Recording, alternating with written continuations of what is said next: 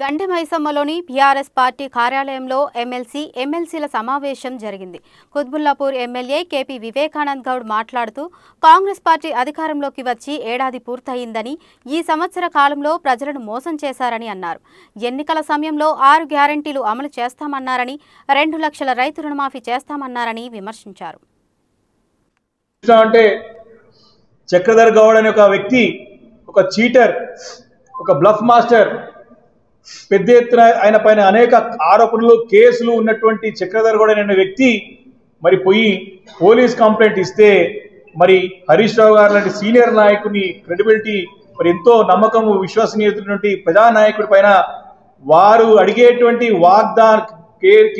మన రేవంత్ రెడ్డి గారు ఇచ్చిన వాగ్దానాలను ప్రశ్నిస్తూ ఉంటే వాడికి సమానం చెప్పలేక ఇలాంటి చక్రధర్ గౌడ్ లాంటి చిల్లరగాల్ని ఉసగలిపి కేసులు బుక్ చేసే ప్రయత్నం మరి కాంగ్రెస్ ప్రభుత్వం రేవంత్ రెడ్డి గారు చేస్తుండడానికి ఇలాంటి సందేహం లేదు.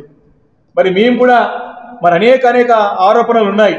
మా పార్టీ కార్యకర్తలు కలిసి మేము కూడా పోలీస్ స్టేషన్లో కంప్లైంట్ ఇస్తాం. మరి కేసులు బుక్ చేస్తారా అని పోలీసులు ప్రశ్నిస్తా ఉన్నాను ఈరోజు, ఎఫ్ఐఆర్ చేస్తారా అని ప్రశ్నిస్తా ఉన్నాను ఈరోజు చాలా స్పష్టంగా. ఈ మధ్య కాలంలోనే రేవంత్ రెడ్డి గారి ముఖ్యమంత్రి గారి సొంత ఊరైనటువంటి కొండారెడ్డిపల్లిలో అక్కడ మాజీ సర్పంచ్ ఉన్నటువంటి 85 ఏళ్ల సాయిరెడ్డి అనేటువంటి పెద్ద ఆయన, నా చావుకు ప్రత్యక్ష కారణం ముఖ్యమంత్రి గారు, వారి కుటుంబ సభ్యులు, వారి తమ్ముళ్ళు అని చెప్పేసి బాహటంగా ఉత్తరం రాసి ఒక నోట్ ఇచ్చేసి చనిపోయిన సంగతి నేను ఈ సందర్భం గుర్తు చేస్తా ఉన్నాను. అది ఎఫ్ఐఆర్లో మరి ముఖ్యమంత్రి గారి పేరుందా, రేవంత్ రెడ్డి గారి పేరుందా, వారి సోదరుల పేరుందా, కేసు బుక్ అయిందా అని చెప్పేసి ఈరోజు ప్రశ్నిస్తా ఉన్నాం.